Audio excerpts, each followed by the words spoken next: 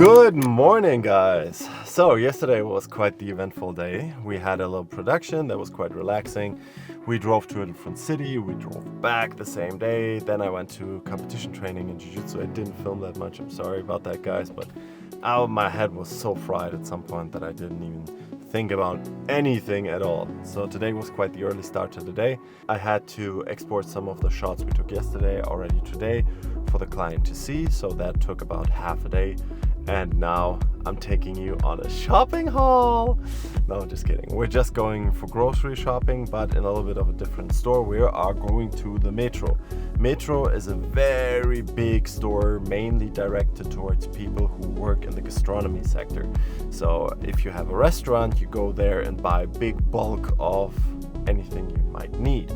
But I think even for people that don't work in a restaurant, it's a great address for one, really nice alcohol, two, really nice meats, and three, seafood and fresh fish. So today we're going to go to the Metro and let's see what we find.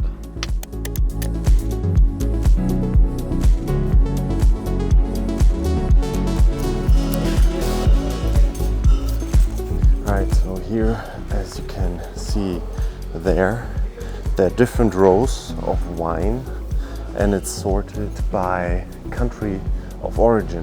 So here we have German wines, over there we have Italian, over there are vegan and without any alcohol, over there are Spain, and here we have some of those that I really like. So these are by a guy called Klaus Jakob. And I've tried the Sauvignon Blanc, I tried the Grauburgunder.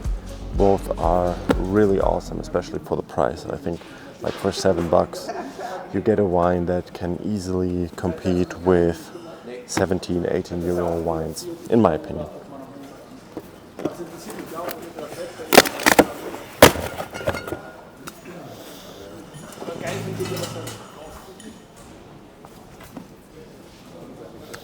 So I'll take one Sauvignon Blanc and one Grauburgunder.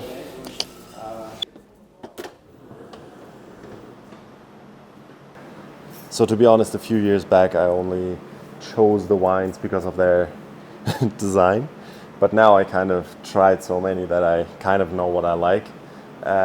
Funnily enough, even though Germany is not really known to be a great wine region, I really enjoy. Some of the names that I like is actually Schneider, but he's very well known for wines like this, Black Print or Ursprung, very heavy red wines, but also Tohuwabohu and Hullabaloo. Great names, great naming choices. Yeah, then of course jumbo bottles like this from Studio by Miraval, which is kind of like a trend wine, but I really like lights as well. For $7 you get a white wine that can compare to at least a wine ranging from 12 to 17 euros. So I really like these, especially the Riesling and the Rosé. Both are really good. I don't think they have the Rosé here today though. Another Rosé I can really recommend is this one. It's called Whispering Angel. It's from the south of France. One of the best I've ever tried. Yeah, and back here normally there is the whole kind of whiskey assortment. They don't have that much right now in stock, but especially like a lot of Japanese whiskeys that are really awesome, like the Hibiki, but also the Enzo, really nice ones. All right, I guess a few wines are enough for today.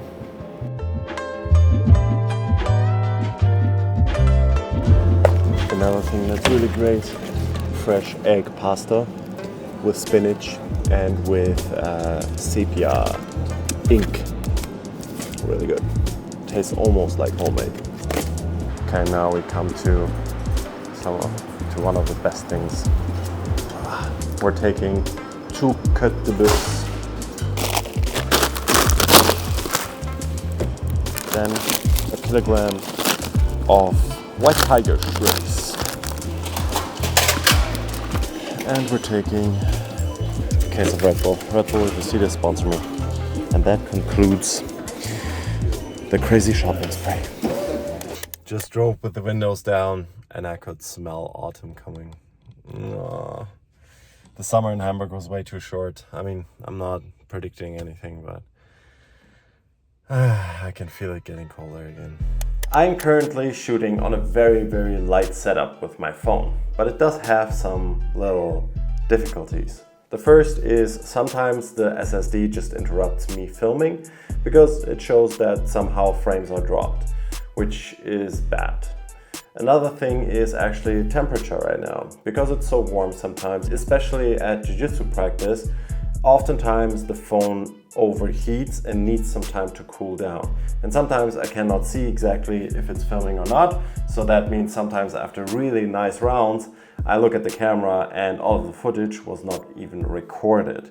So that's pretty bad as well. And the third thing is battery capacity. So the battery is draining by the minute. So I was wondering what would happen if I take all of my cinema camera equipment and rebuild a similar setup just without the limitations. And what would that look like? So let's see. For now we have the camera with a top handle and with a lens on, with some rods and a V-mount in the back. The first thing we need is some ND filters. I don't use variable NDs, I have the cinema glass. So I need a matte box, taking the smallest matte box I have and putting it on there. Immediately it looks way more like a real camera. Now with the phone I always have to think about, okay, if I want to see myself I have to use the front camera, but that one's not as good as a quality as the rear camera. But if I shoot with the rear camera, then I cannot see what I'm shooting. With the cinema camera, the nice thing is that you can use a monitor.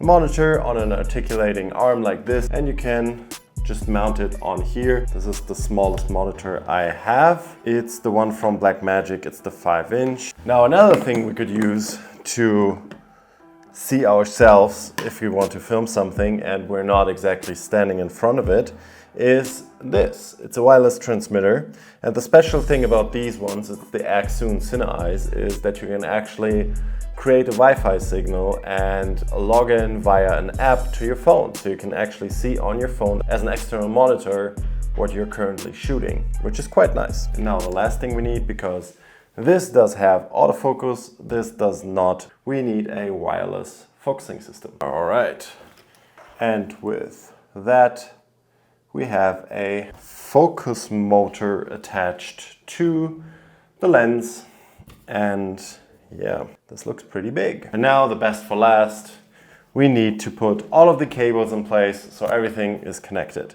All right, we're done, and this is the funniest thing to me, how this, what I have here in my hand, compares to that. Now, of course, I could have made the cables a little bit nicer, but I think it visualizes a point. Now, this right here is pretty heavy and it's pretty big. And that said, this right here, everything you see is the lightest component I have.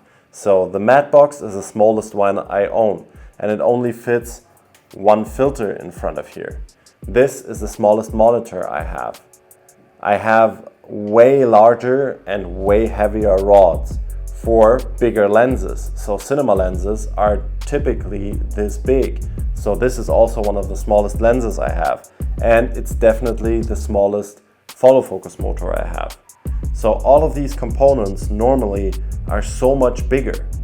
And this already is so big and so heavy. But there are of course some upsides. This is a professional camera. This will not overheat. This will not drop any frames. And this battery, with all of the things running on it, will at least run me 3 hours. And I have 4 or 5 of these V-mounts. So every time one runs empty, I just put another V-mount on there and everything works fine. So there are some upsides to using professional cinema gear, but to be honest, this is comfy. Now this, which I don't even need the Gorilla Pod, or this, it basically does the exact same thing. And this is even more stabilized than this. Damn. Now, of course, I didn't film all of this building up the huge camera just to show you how big and how heavy it is and just to preach some nonsense about just using your phone. Of course, with this camera comes an amazing quality, and I want to show you guys what you can do with that. So sometime along the next 2 weeks, I'm gonna take that camera over there and use it as my daily vlog camera. And I will see in which situation does the iPhone perform better because of its form factor and its versatility, and where does the cinema camera come in clutch because of its amazing dynamic range and cinematic quality. But yeah, I think with this thing, I will have a lot more problems. So yeah, that's it for today. If you have any questions, let me know down below in the comments. See you tomorrow.